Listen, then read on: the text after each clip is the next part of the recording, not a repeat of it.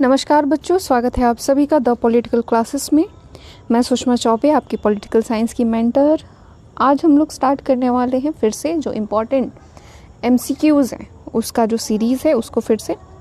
तो इम्पॉर्टेंट में अगर देखा जाए तो ये पहला सवाल है, जहाँ तक मौलिक अधिकारों की उपलब्धता का संबंध है, व्यक्तियों की निम्नलिखित में से किस श्रेणी के साथ समान व्यवहार नहीं किया जाता, यानी उनके साथ नॉर्मल जो बिहेवियर है वो नहीं किया जाता। कौन से कैटेगरी होते हैं?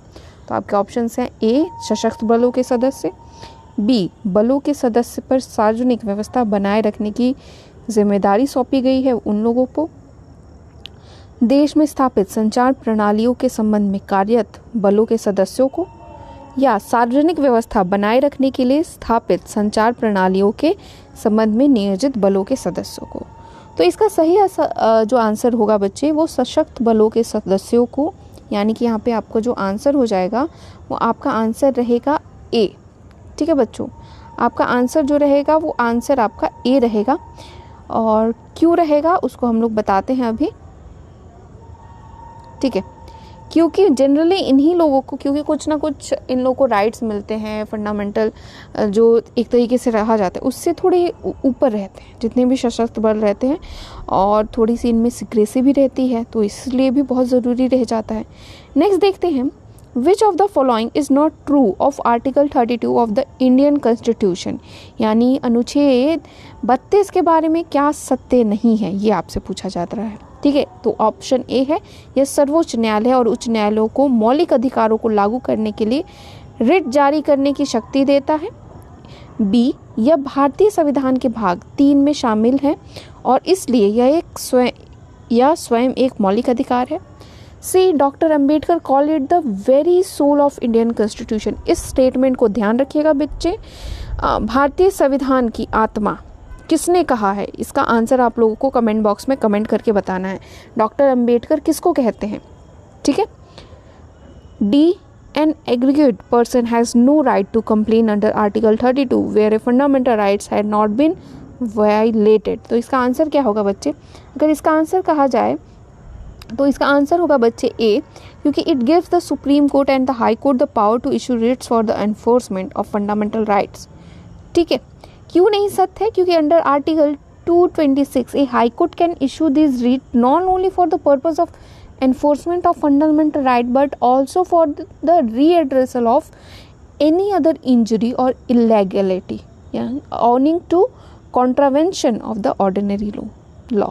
यानी कोई भी अगर लॉ है जिससे कोई प्रॉब्लम हो रही है या कुछ भी हो रही है तो उस पर भी वो अध्यादेश जारी हो सकता है। तो कई बार ऐसा हो जाता है ना कि आप देख सकते हैं कि हमारा कॉन्स्टिट्यूशन एक दूसरे से इतना कनेक्टेड है कि आपको हर एक चीज़ की जानकारी जो होती है, नॉलेज जो होती है वो होनी चाहिए। ठीक है बच्चों, नेक्स्ट देखते हैं। The purpose of the inclusion of director principal of the state policy in the Indian constitution to establish, क्या ये लोग स्थापित करने की कोशिश करते हैं राज्य के नीति निदेशक तब? तो political democracy, social democracy, Gandhian democracy. तो इसका सही आंसर है बच्चे D, socio and economic democracy जो है वो स्थापित करने की बात करते हैं। The purpose of DPSP is to establish socio and economic democracy, जिसमें कि पॉलिटिकल डेमोक्रेसी किसके थ्रू एस्टैब्लिश होती है? वो फंडामेंटल राइट्स के थ्रू, वोटिंग बिहेवियर, उन सभी के थ्रू होती है। नेक्स्ट देखेंगे, in the constitution of India promotion of international peace and security is included in the. Bharat के संविधान में अंतर्राष्ट्रीय शांति और सुरक्षा को बढ़ावा देना शामिल है। कहाँ पे शामिल है? Preamble of to the constitution, DPSP में है कि फंडामेंटल ड्यूटीज़ में है कि 9th शेड्यूल में है? किसके अंतर्गत आता है ये आपको बताना है। ठीक है, तो कहा जाए तो ये आता है आपके फंडामेंटल ड्यूटीज़ में, राज्य के नीति निदेशक तत्वों, यानी आपका जो ऑप्शन बी है वो क्या होगा? वो आपका करेक्ट होगा। ठीक है, राज्य के नीति निदेशक तत्वों के अंतर्गत आता है। ठीक है, और दूसरी चीज़ अगर आप देखेंगे तो इसमें कौन से आर्टिकल के थ्रू? तो article 51 promotion of international peace and security is included in the DPSP that mention to promote, जो अंतर्राष्ट्रीय सुरक्षा और शांति है उसको बढ़ावा देने के लिए आप ट्रीटीज़ कीजिए। जैसे PM मोदी जो हैं वो यूक्रेन के अभी PM से मिलने गए। ठीक है, या संबंधों को कितना बेहतर बनाया जा सकता है, संधियों के द्वारा अपने जो क्षेत्र को बढ़ाया जा सकता है। जैसे कौटिल्य नहीं कहते कि हमें अपना क्षेत्र विस्तार हमेशा करना चाहिए, हमें अपने मित्रों को अपने पास रखना चाहिए। और वो किससे होगा? जब हम संबंधियों को बढ़ाएंगे, जब हम अंतर्राष्ट्रीय विवाद कम रखेंगे, तभी हो पाएगा। ठीक है, तो ये इसका आंसर है, एक्सप्लेनेशन भी है। चलिए, the ideal of welfare state in the Indian constitution is enriched in its. भारतीय संविधान में कल्याणकारी राज्य का आदर्श कहाँ पे निहित है? प्रियम्बल में, डीपीएसपी में, फंडामेंटल राइट्स में कि 7वीं अनुसूची में? ये बताना है आपको। तो यहाँ पे आंसर है बच्चे B, DPSP aim to create social and economic condition under which the citizens can lead a good life. They also aim to establish social and economic democracy through welfare.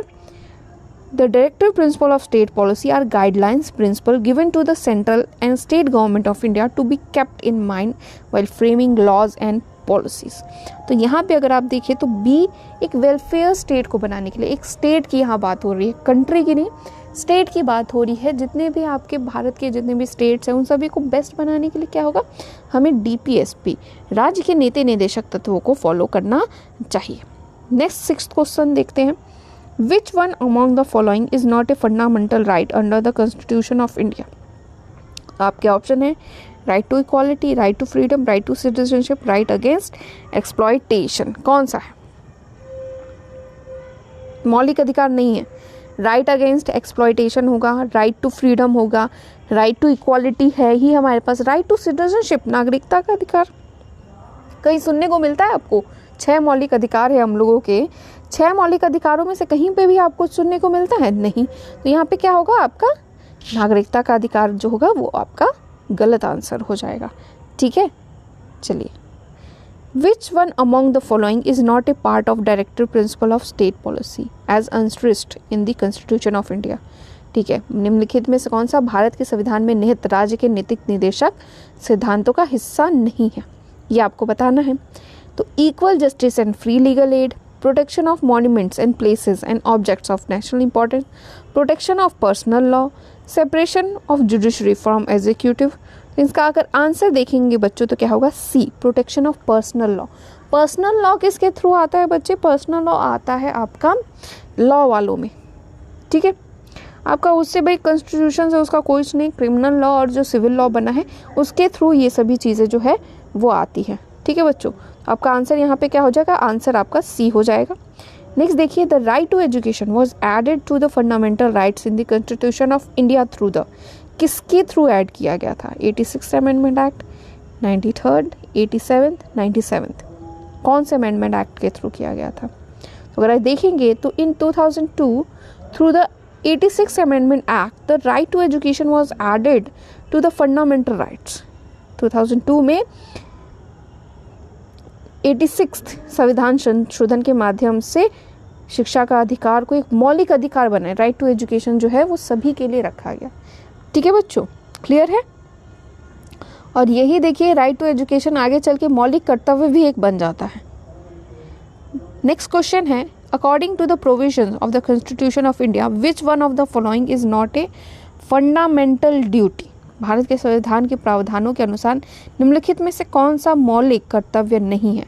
To respect the national flag, to defend the country, to promote education to one child, to promote village and cottage industry. जैसे कि मैंने आपसे कहा भी था कि हमारे लिए क्या ज़रूरी होना चाहिए, which of the following is not a fundamental duty, कौन सा नहीं है?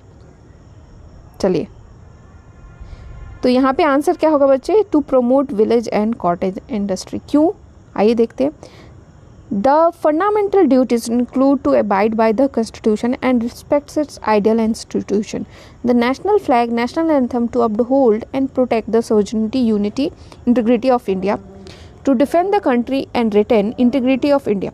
To defend the country and retain national service when called upon to do so. To provide opportunities for education to his child, as the case may be ward between the age of 16 and 14 years तक मिलनी चाहिए। ठीक है, पर यहाँ पे कहीं पर भी अगर आप देखेंगे तो आपका promote village and cottage industries किस में आता है, आपका आ जाएगा वो, आपका किसके अंतर्गत आएगा, वो आपका आएगा डीपीएसपी के थ्रू आएगा, वो आपका मौलिक अधिकार के थ्रू अंतर्गत नहीं आता, ठीक है, मौलिक कर्तव्यों के अंतर्गत नहीं आता वो, ठीक है, फंडामेंटल ड्यूटी नहीं है। वो काम प्रमोट करना किसका काम है, वो काम स्टेट का है, स्टेट करेगी आपके लिए, ठीक है बच्चों। चलिए लास्ट क्वेश्चन आज का देखते हैं।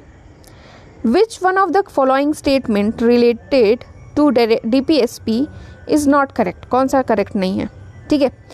तो भारत के संविधान के भाग 4 में निहित प्रावधान किसी भी न्यायालय द्वारा लागू नहीं किए जाएंगे, ठीक है। राज्य के नीति निर्देशक सिद्धांत देश के शासन में मौलिक है। निदेशक सिद्धांतों को लागू करना राज्य का कर्तव्य होगा कानून बनाने में। निदेशक सिद्धांत भारत को दुनिया का एक उन्नत पूंजीवादी देश बनाने में निर्देशित है। तो इसका सही आंसर देखते हैं बच्चे, D. The directive principle of state policies are set of guidelines for central and state government of India for framing laws and policy. These are contained in part 4th in the Indian Constitution and through not enforceable. The principles are fundamental in the governance of the country. They aim to promote social and economic democracy through a welfare state.